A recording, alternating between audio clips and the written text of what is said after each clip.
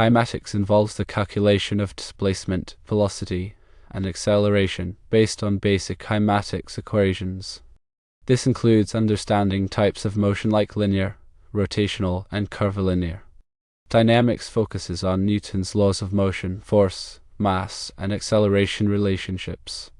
It also covers torque, moment of inertia, angular acceleration, and static and kinetic friction. Motor control encompasses several key areas. Sensory systems play a crucial role with proprioception, kinesthesia, and the vestibular system. Understanding reflex pathways involved in motor control is essential. The central nervous system is organized with the basal ganglia, cerebellum, and spinal cord. Knowing the functional roles of each structure in motor control is important. Motor units involve the basic structure and function of a motor unit. Key principles include recruitment and rate coding. Movement planning and execution follow a hierarchical nature of movement control. The premotor cortex and supplementary motor area are vital. Understanding feedback mechanisms for motor control is also key. Coordination and balance involve the vestibular ocular reflex and vestibular spinal tract. Sensory integration for balance control is important. Types of motor control include open-loop and closed-loop systems. Feed-forward and feedback mechanisms are utilized, along with predictive and reactive control. When preparing for the exam, expect certain types of questions. Calculation-based problems might involve calculating acceleration or torque. Explanation questions may require describing the role of a specific sensory system in motor control. Scenario-based questions could involve analyzing a patient presentation and identifying potential motor control deficits. Matching questions might involve matching motor control components to their functions. True or false questions could assess the validity of statements related to motor control. Let's delve deeper into each of these areas. Firstly, kinematics, in simple terms, is the study of motion without considering its causes. Displacement refers to the change in position of an object. Velocity is the rate of change of displacement with respect to time, and acceleration is the rate of change of velocity with respect to time. Basic kinematic equations help us relate these quantities. For instance, one common equation is final velocity equals initial velocity plus acceleration multiplied by time. Types of motion include linear motion, which is movement in a straight line, rotational motion, which is movement around an axis, and curvilinear motion, which is movement along a curved path. Secondly, dynamics, on the other hand, is the study of motion considering its causes, primarily forces. Newton's laws of motion are fundamental to understanding dynamics. Newton's first law states that an object at rest stays at rest and an object in motion stays in motion with the same speed and in the same direction unless acted upon by a force. Newton's second law states that the force acting on an object is equal to the mass of the object multiplied by its acceleration. Newton's third law states that for every action, there is an equal and opposite reaction. Force, mass, and acceleration are related through Newton's second law as previously mentioned. Torque is a rotational force. Moment of inertia is a measure of an object's resistance to rotational acceleration, and angular acceleration is the rate of change of angular velocity with respect to time. Static friction is the force that opposes the start of motion between two surfaces in contact, while kinetic friction is the force that opposes the motion of two surfaces already in motion. Moving on to motor control, sensory systems play a crucial role. Proprioception is the sense of body position and movement, while kinesthesia is the sense of movement. The vestibular system, located in the inner ear, is responsible for balance and spatial orientation. Reflex pathways are automatic, involuntary responses to stimuli.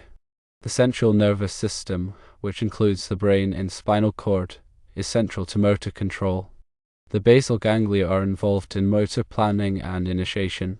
The cerebellum is involved in motor coordination and balance, and the spinal cord is involved in transmitting signals between the brain and the body. Understanding the functional roles of each structure is crucial for understanding motor control. Motor units are the basic functional units of the motor system.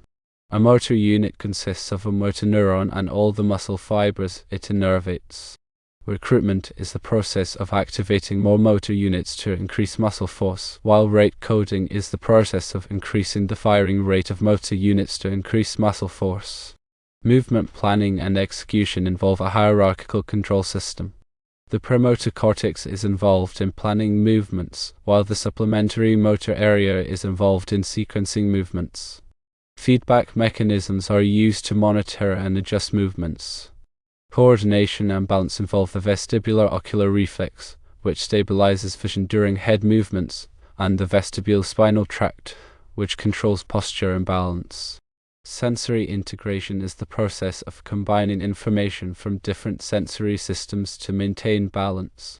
Types of motor control include open-loop and closed-loop systems.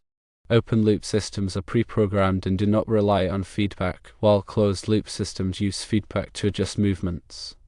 Feed-forward mechanisms predict the consequences of movements and adjust accordingly, while feedback mechanisms respond to errors in movements.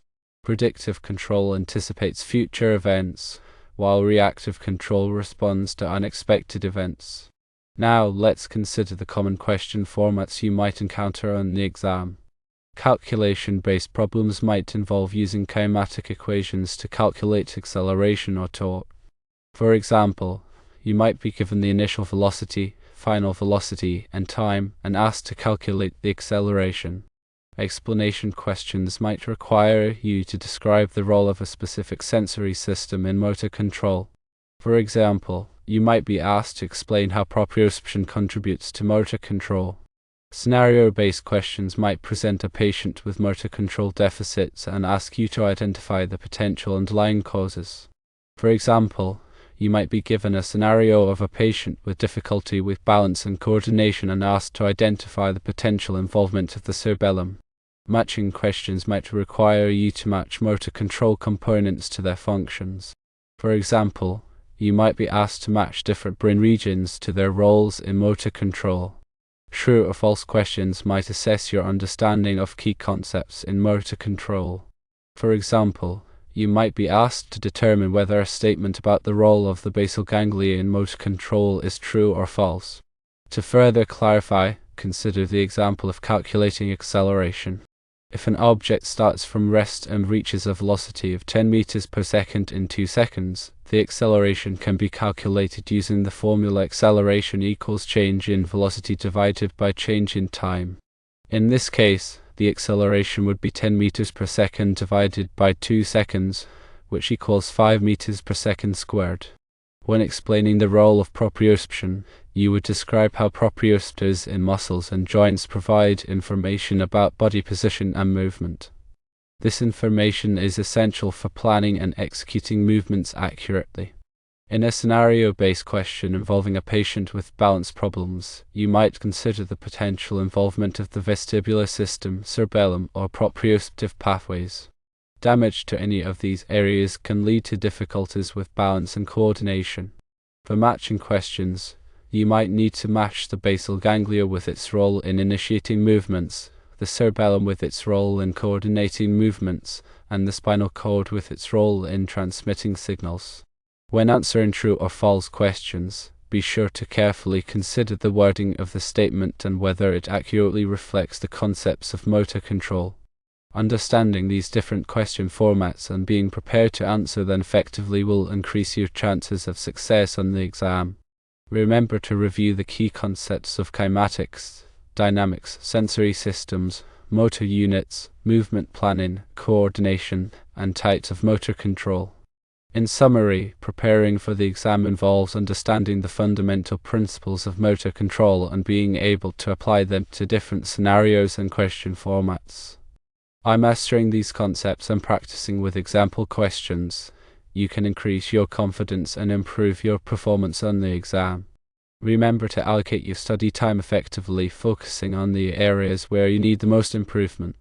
Also, be sure to get enough rest and eat a healthy diet in the days leading up to the exam. Good luck with your exam preparation.